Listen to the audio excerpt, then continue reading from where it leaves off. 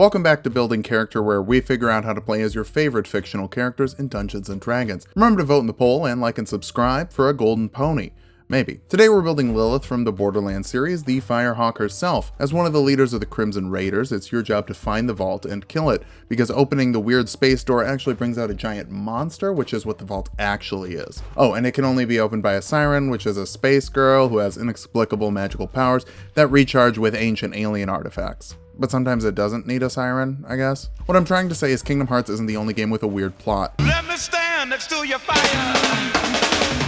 Oh, fire! Oh my goodness! What's the procedure? Let's kick things off with our goals for this build. First, we need to phase walk, turn invisible, and move great distances. Next, we'll get some elemental weaponry. Finally, we'll make sure that we have a high fire rate to maximize the damage from the aforementioned elemental weapons. For stats, we're using the standard point array from the player's handbook. Roll if you want, but don't ignore the charisma and dexterity. Starting off with charisma, this will be our main casting modifier. For our spell list, I'd call complicated. Dexterity after that. If you want to rata that tata, you have to aim. Intelligence next. Your spell list is a little weird and it has 2 modifiers, but Lilith is smart, so it works. Constitution will follow. Pandora is a hostile planet and dying is bad. Wisdom's a bit on the lower end, we just don't need it, and we'll dump strength. Lilith doesn't need a hammer, she has a brick. Lilith is a human, but she's from space, so a variation is in order. Crossbow expert feat lets you fire really fast by ignoring reloading bonus actions, and use that bonus action to fire another shot with a hand crossbow instead. If you're in melee range, no worries, you ignore disadvantage for that as well. Bump your charisma and intelligence with your 2 free points, grab stealth for your skill of choice, and the Outlander background for survival and athletics proficiency so you can live in the wastes of Pandora. We're starting things off as a bard. Like I said, our spell list is weird, and bards can get the weirdest lists in the game. Also, you're a siren, and sirens are known for singing magical songs. Well, now that we're nice and stretched out, you get 3 skills from the bard list, which is just every skill in the game, so grab perception, medicine, and persuasion to make sure you're getting a good price from that bounty board. You get bardic inspiration, letting you give an ally a d6 to use for a d20 roll. You have an amount of these equal to your charisma modifier. Borderlands is more fun with friends, and Lilith's skill tree has a number of team buffs. You can grab some cantrips. Message lets you hop on TeamSpeak and swear at someone who stole your loot within 120 feet of you, and light creates a bright light in a 10-foot radius in case there's an Iridian artifact buried underground. First level bard spells don't really help us hit any of our goals, but Longstrider makes you run 10 feet faster per round, so you can speed run to the objective markers. Heroism works like a shield, making a creature you touch immune to being frightened and giving them temporary HP equal to your charisma modifier at the start of each turn. Cure Wounds works like a med pack, healing 1d8 plus your charisma modifier,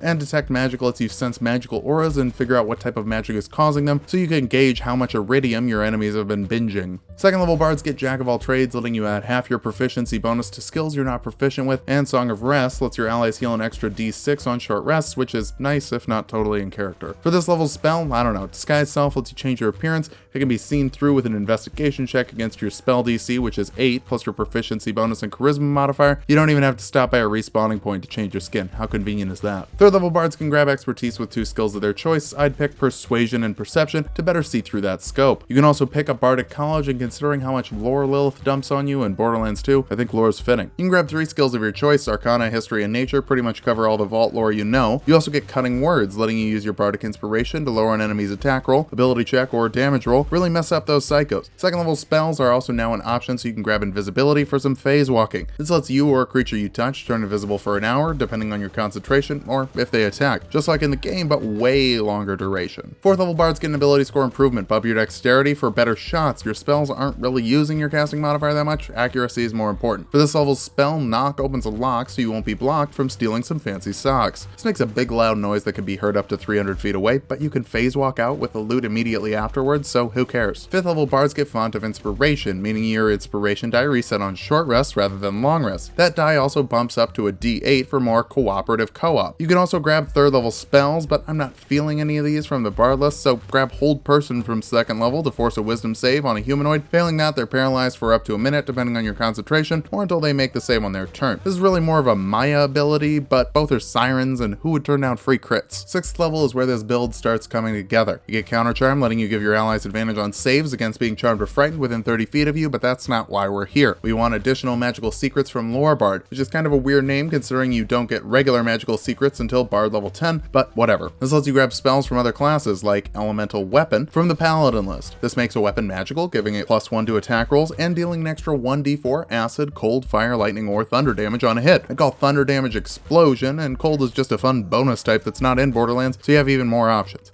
Keep in mind, once you get 5th level spell slots, you can buff this to +2 for the attack roll and an extra d4 of elemental damage. If you want a lightning sniper instead, grab lightning arrow from the ranger list. This turns a piece of ammo into a lightning bolt, dealing 4d8 lightning damage on a hit and half on a miss. Then 2d8 lightning damage to creatures within 10 feet of the target that fail a dexterity save, and half if they succeed. Bouncing over to fighter now, 1st level fighters get a fighting style. Archery adds 2 to your attack rolls with ranged weapons, making you more accurate. You also get second wind, which is literally something in the Borderlands games. In D&D, it lets you heal 1d10 plus your fighter level as a bonus action once per short rest. 2nd level fighters get action surge, letting you make an extra action once per short rest, so that's 3 shots per round, which isn't quite an SMG, but we'll get there. 3rd level fighters can choose a martial archetype. The Eldritch Knight will let you get some more spells. First though, you get weapon bond, letting you choose a weapon you can summon to yourself as a bonus action, so you can quick draw the hand crossbow even if it's on the other side of the room. You get 2 wizard cantrips. Shocking Grasp is a melee spell attack that deals 2d8 lightning damage at this level, and it prevents the targets from taking reactions. Lilith can get abilities that stun people with her melee attacks. This is like that. Mending would be useful in the Pandorian Wastes, repairing cracks in clothing, armor, or weapons instantly. For your 1st level spells, 2 have to be Evocation or Abjuration. Shield lets you add 5 to your AC as a reaction for a shield. Thunderwave is a spell loaded with Get Away From Me juice, forcing a constitution of 8 plus your proficiency bonus and intelligence modifier in a 15-foot cube in front of you, dealing 2d8 thunder damage to those that fail and pushing them 10 feet away, half damage if they succeed and they aren't pushed. For your spell from any school of magic, jump triples your jump distance for a minute. Lilith is great at jumping, though that might just be the low gravity. Keep in mind you're multi-classing spellcasters here, so check out page 165 of the player's handbook to figure out how many slots you have at any given level. 4th level fighters get an ability score improvement or a feat, and it's time to be honest with ourselves, everyone has a favorite element. Pick your favorite type of elemental damage and grab the elemental adept feat for that type. This lets you ignore resistance to damage, but not full immunity, and you can treat every one you roll with a damage die as a 2. Considering you're rolling d4s, that's 25%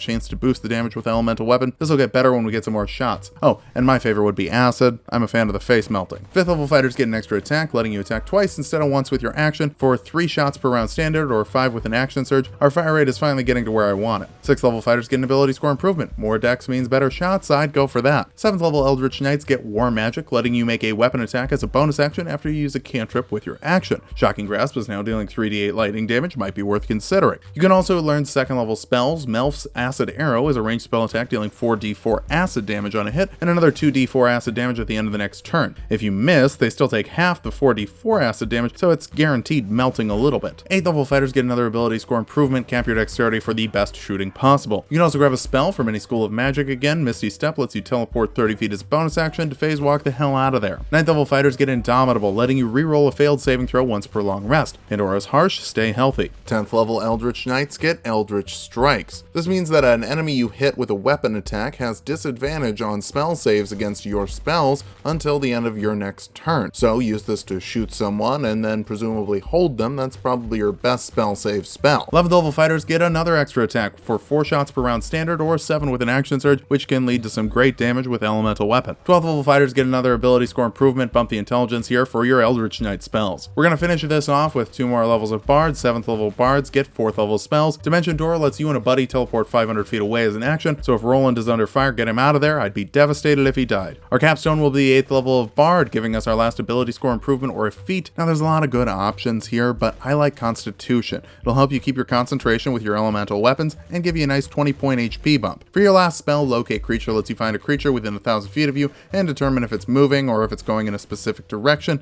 This is just kind of like a little waypointer on your map. Now that we've hit level 20, let's figure out how viable this build is. First, damage is high. With 4 attacks per round standard and up to 7 with action surge, you can deal 7d6 plus 14d4 plus 35 damage. All of that counting as magical and a buff to the d4s. Considering your attack modifier for those shots would be a plus 15, you'll also be landing almost every shot. You're also great at getting around with teleportation options and invisibility to help you escape if you need to. Finally, you got a great variety of elemental damage types to potentially exploit vulnerabilities of your enemies. For weaknesses, mixing casters means mixing modifiers, which means that you're not maxing out either one. Instead, you're trying to juggle both, and that makes your saves easily passable by high-level foes. You also have a lot of concentration spells, so you can't hold a person and do the elemental weapon at the same time, but if someone else did some holding, good lord, that'd be some damage. Finally, low strength can be an issue when you're dealing with a Tarrasque-esque monsters popping out of the vault, but that's why you keep your distance. Stay back, rat the tat, and use your inspiration to help your party members up front. Just make sure you don't get caught off guard, or the siren's gonna turn into an angel.